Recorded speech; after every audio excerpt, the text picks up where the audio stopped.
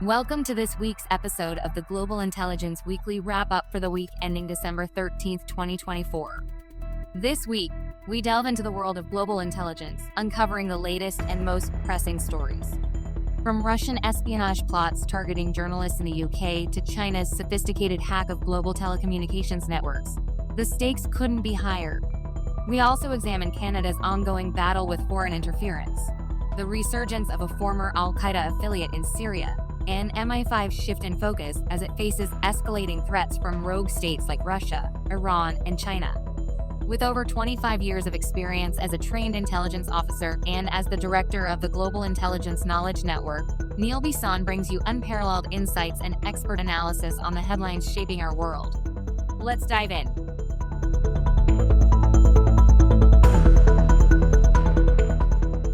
Hello everyone, and welcome back to the Global Intelligence Weekly Wrap-Up. In our first story, we're diving into the fascinating and deeply concerning case that has emerged from the UK.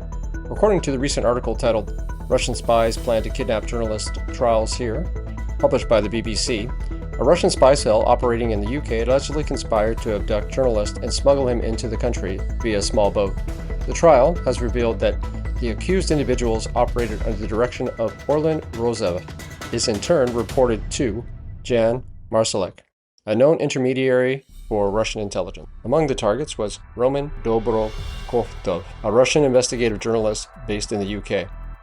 The alleged plan included an operation codenamed Fishing Boat, aimed at abducting Dobrokovtov using a small vessel. What stands out here is the sophistication and boldness of the operation. Messages between Rozev and Marsalek indicate meticulous planning, including deploying a retired Bulgarian naval officer nicknamed Seawolf and using hidden cameras to gather intelligence on Dobrokovtov. This highlights the lengths to which the Russian intelligence networks are willing to go to silence critics and disrupt investigative journalism. From an intelligence perspective, this case underscores the ongoing threat of foreign espionage activities within Western nations. The choice of a small boat, a seemingly inconspicuous method, reflects a tactical shift to avoid traditional security measures, showing an adaptive and persistent adversary. This incident is reminiscent of previous Russian operations on British soil, most notably the 2018 Salisbury poisoning of Sergei Skripal and his daughter Yulia, involving the nerve agent Novichok. The failed assassination attempt resulted in heightened scrutiny of Russian activities in the UK, but this case reveals that such operations have not diminished. If anything, they have become more covert and innovative. Furthermore, the targeting of journalists like Dobrokovtov aligns with a broader Russian strategy of suppressing dissent and controlling narratives.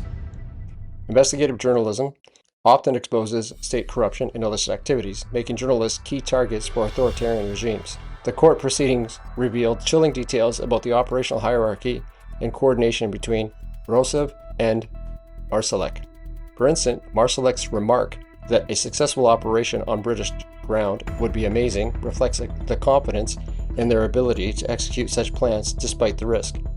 The involvement of individuals with military and intelligence expertise further illustrates depth of this spy cell's capabilities. As a former intelligence officer, I found the use of live surveillance, such as covert tracking of Dobrokov on a flight, particularly troubling. The spy cell's ability to extract phone PIN codes and pass them along to handlers highlights the vulnerabilities in personal security, even for those aware of operational risks. The case demonstrates the persistent and evolving nature of foreign espionage threats. For nations like the UK, Canada, and others, the implications are clear. Counterintelligence measures must continuously adapt to address unconventional methods employed by adversarial states. Looking ahead, it will be crucial to monitor how Western governments respond to such incidences.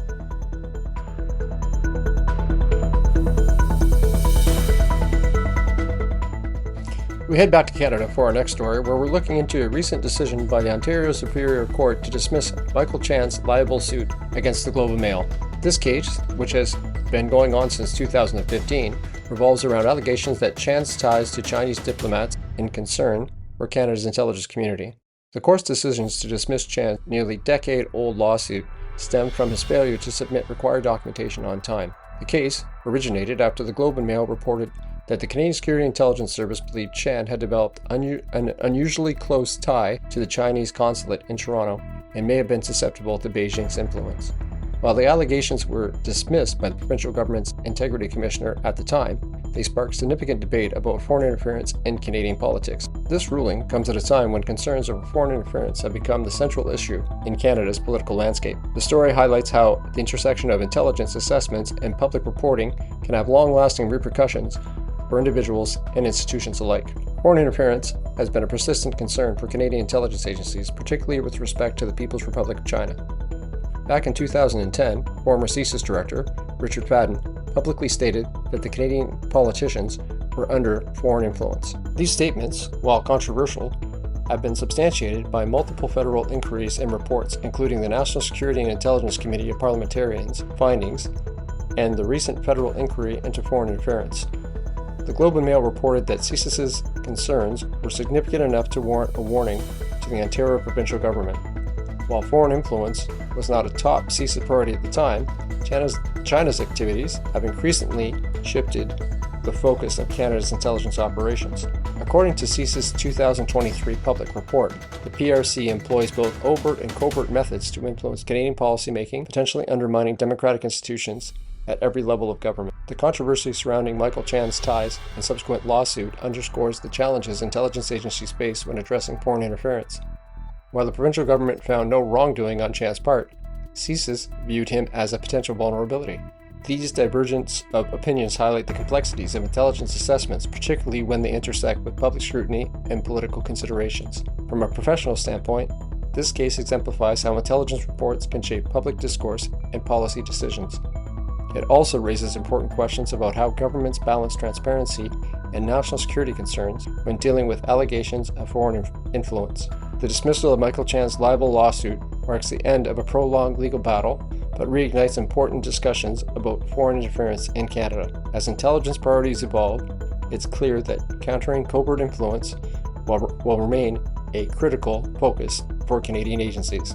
Looking ahead, the final report from the federal inquiry into the foreign interference, expected in January of 2025, will likely provide further insights into these ongoing challenges.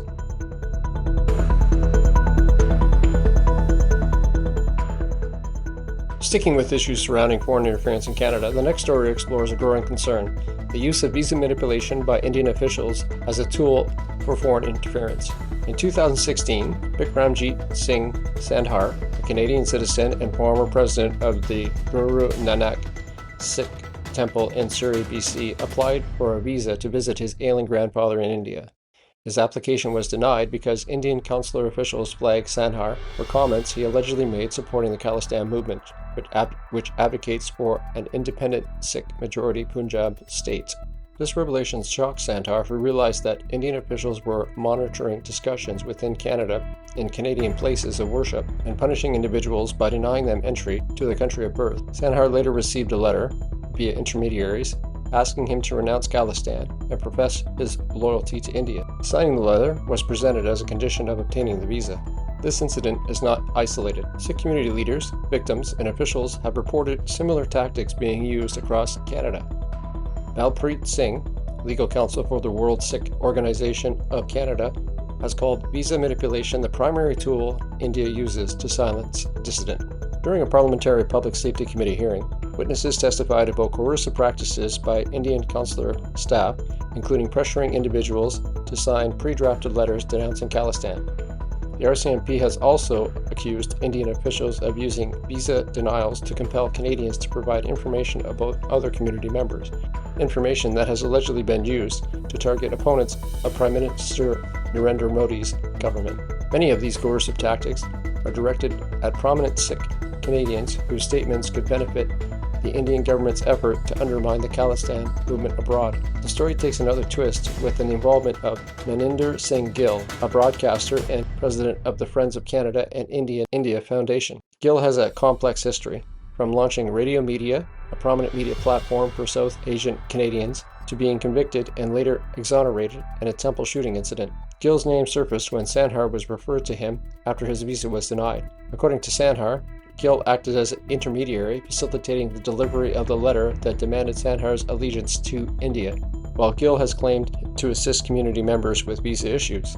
Others allege that he's been involved in coercive activities linked to Indian consular officials. For many Canadians ties with India, visas are essential, whether for family visits, religious pilgrimage, or business. However, using them as a leverage raises significant concerns about transnational repression and foreign interference.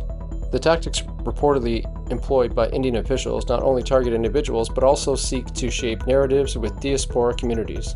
This undermines freedoms of expression and places those who resist at a risk of retaliation. Prime Minister Justin Trudeau's government has acknowledged these activities, with Trudeau himself accusing Indian envoys of using family visas as a tool for coercion. This issue adds yet another layer to an already strained Canada-India relationship, especially in the wake of allegations linking Indian agents to the assassination of Hardeep Singh Nijjar in Surrey.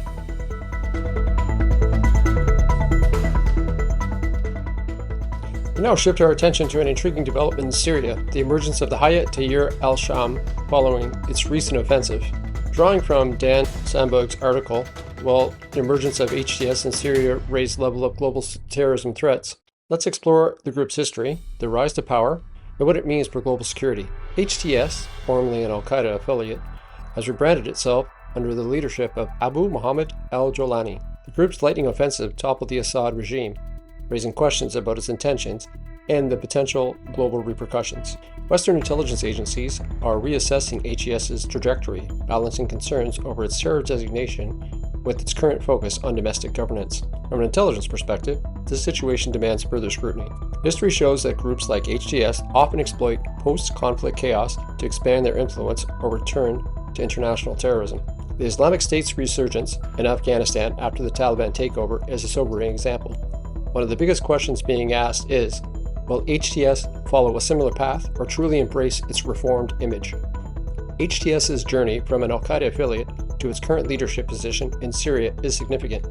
Al-Jolani's effort to portray HTS as moderate, such as respecting Syrian minorities, contrasts starkly with the brutal histories of similar groups. Early reports from Aleppo, suggesting Christian minorities were unharmed during the city's capture, reinforce this narrative. However, skepticisms abound, with experts debating whether HTS is a reform actor or another iteration of the Taliban. Adding complexity is the role of other actors in Syria. Kurdish forces remain a stabilizing force in the northeast, but face threats from Turkish-backed militias. Meanwhile, Western airstrikes on Islamic State remnants underscore the fragility of the region's security. Edmund Fitton Brown, a former UN terror expert, highlights the divide among academics regarding HES's intentions. Some see potential for reform, while others draw parallels to the Taliban. H.A. Hellier of the Royal United Services Institute advises caution, emphasizing the unpredictability of HTS's future behavior. From my perspective, HTS's intentions warrant close monitoring. While its current focus seems domestic, history warns us that terror groups often pivot strategies. The absence of immediate threats to Western nations' security doesn't preclude future risk. HTS's emergence introduces both challenges and opportunities in Syria's evolving landscape. While the group claims a moderate stance, its trajectory remains uncertain. International intelligence must stay vigilant, tracking HTS's governance, its relationship with minorities, and its interactions with other regional actors like Kurdish forces and Turkey.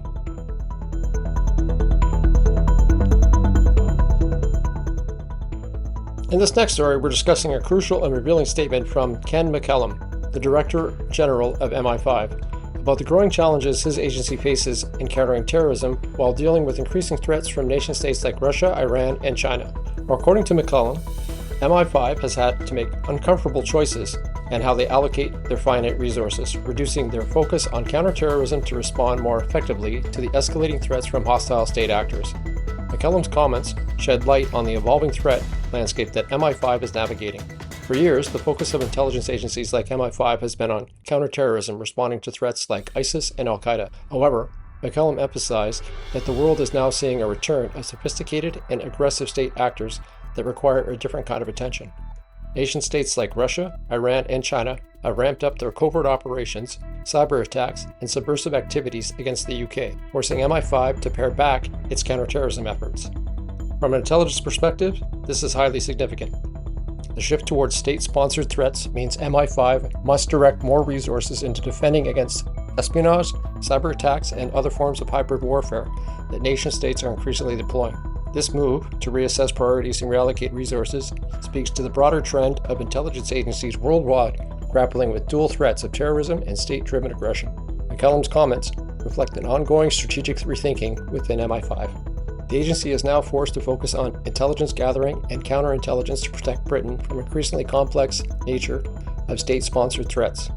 The rise of Russian intelligence operations, Iran-backed plots, and Chinese cyber espionage campaigns all demand immediate attention and resources. This development fits within a broader global trend in intelligence and national security.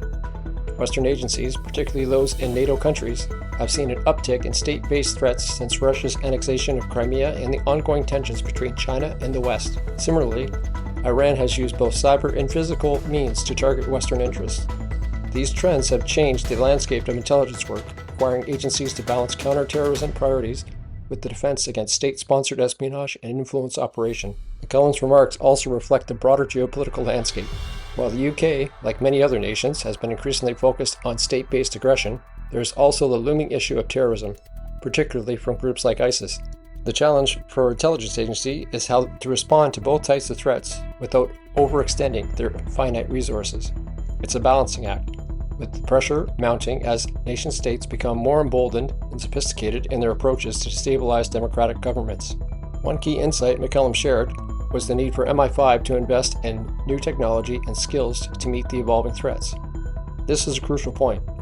While terrorism continues to evolve, it's clear that technological advances, including AI, cybersecurity capabilities, and advanced data analytics, will play a central role in countering the new wave of state threats. McCallum's recognition of the need for these innovations shows that MI5 is not simply reacting, but planning for future challenges.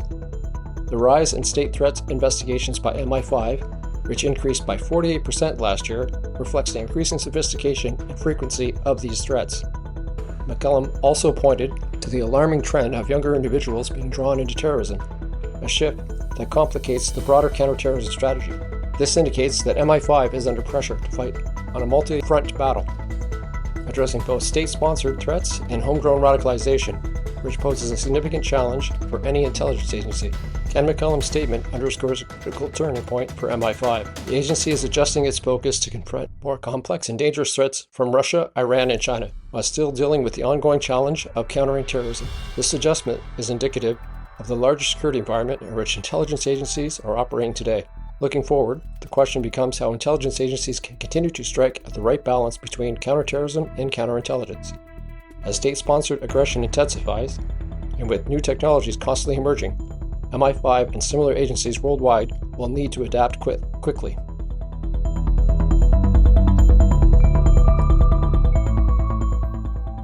In our next story, we're looking into an alarming development in cybersecurity: the breach of global telecommunications networks by Chinese hackers, a campaign dubbed Salt Typhoon. This major cyber attack has shaken the intelligence and cybersecurity communities worldwide. In a cyber espionage operation lasting over a year, hackers identified as Salt Typhoon, linked to China, penetrated dozens of telecom networks globally, including 3 of the largest in the United States. They gained access to sensitive information such as call logs, messaging content, and even internet browsing records. Alarmingly, the attackers reportedly targeted high-profile individuals, including U.S. government officials and key political figures. The breach extended to critical systems, including the U.S. wiretapping program, compromising all records stored within. The implications are staggering. Not only does this constitute one of the most significant telecommunication hacks in U.S. history, but it also highlights the vulnerabilities of global communication infrastructure in the face of sophisticated cyber threats.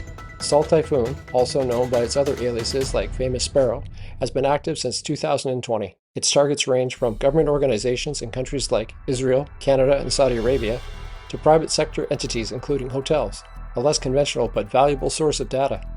This operation appears amidst escalating tensions between China and the US, particularly in the tech and semiconductor industries. While it's tempting to link the breach to the broader US-China trade war, the attack likely represents traditional espionage rather than direct retaliation. Beijing's denial of involvement contrasts with independent findings from cybersecurity experts and US intelligence analysts. Microsoft cybersecurity researchers and other analysts have been vocal about the sophistication of this campaign. A U.S. senator has labeled it the worst telecom hack in the nation's history, underscoring the gravity of the situation. From the perspective The timing and targets of this breach align with China's long-standing efforts to gather intelligence on geopolitical adversaries. The interception of government communications and access to strategic metadata could provide Beijing with a significant edge in both diplomatic and intelligence operations. Some of the listeners may be well aware of the fact that Canada was contemplating Chinese companies building and maintaining a 5G network in Canada. This latest hack is yet another example of why allowing any Chinese company access to Canada's infrastructure is a recipe for disaster. This breach shows, yet again, the persistent and evolving nature of cyber threats. Telecommunication networks, often taken for granted, are critical infrastructure that must be safeguarded with robust cybersecurity measures. As nations grapple with implications of Typhoon, it is essential to anticipate and counter similar threats proactively.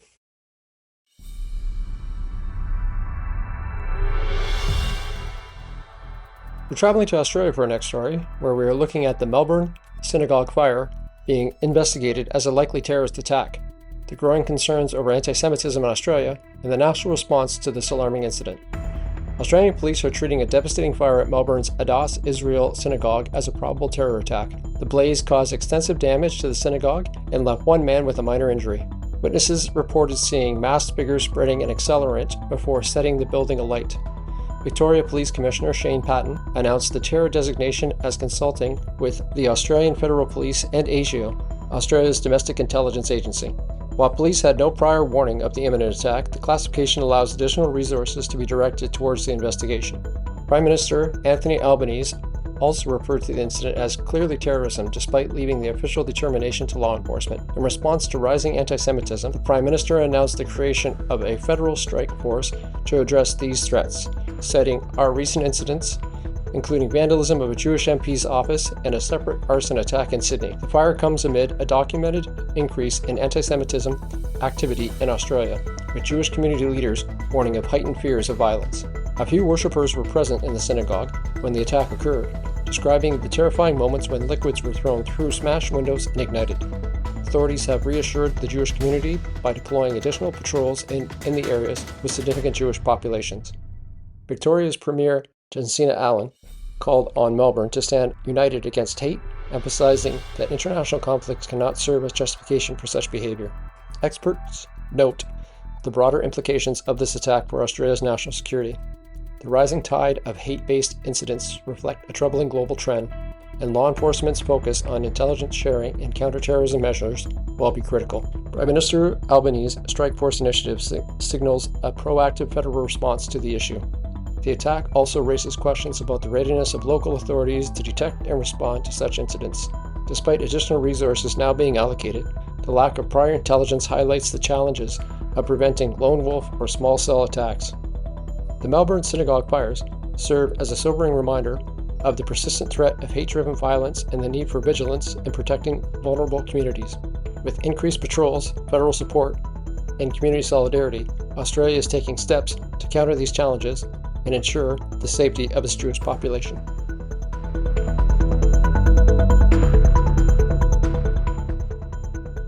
For our last story this week, we uncover a case of an alleged Chinese spy with ties to Prince Andrew, the implications of Chinese political interference in the UK, and the broader challenges posed by Beijing's intelligence strategies.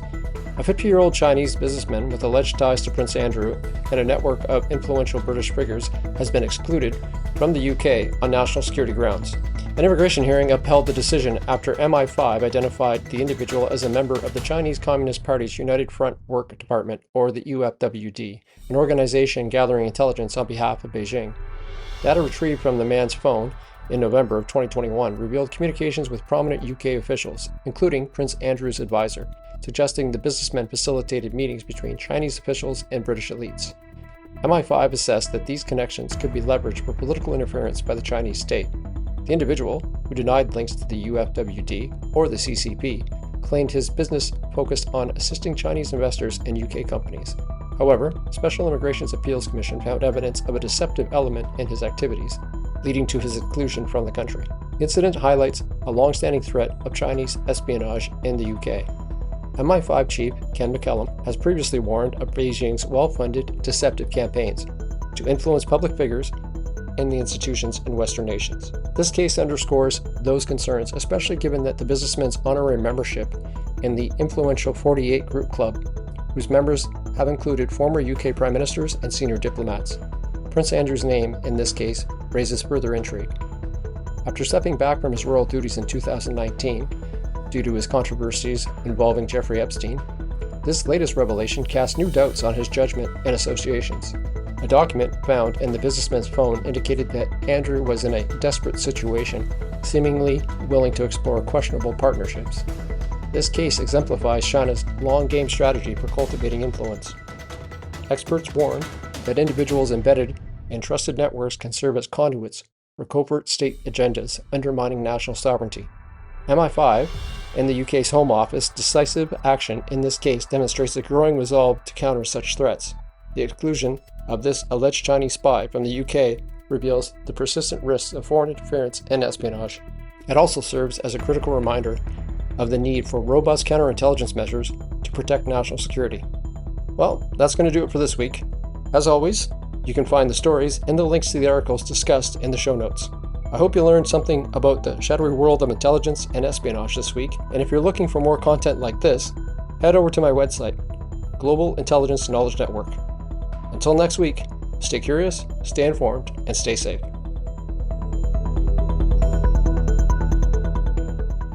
Thank you for joining us for this week's Global Intelligence Weekly Wrap-Up. Each episode is built on meticulous research and expert analysis, offering unparalleled insights into the world of espionage, foreign interference, and global security. If you found today's stories insightful, please like, comment, or share this episode. Your support helps us reach more listeners like you who value staying informed in an increasingly complex world. Don't forget to visit our website, the Global Intelligence Knowledge Network, where Neil Bisson, director of the network, provides additional resources, expert commentary, and deeper insight into the topics shaping our global security landscape. As Neil always says, stay curious, stay informed, and stay safe. We'll see you next week for more critical intelligence analysis. Thank you for being part of our engaged and informed network.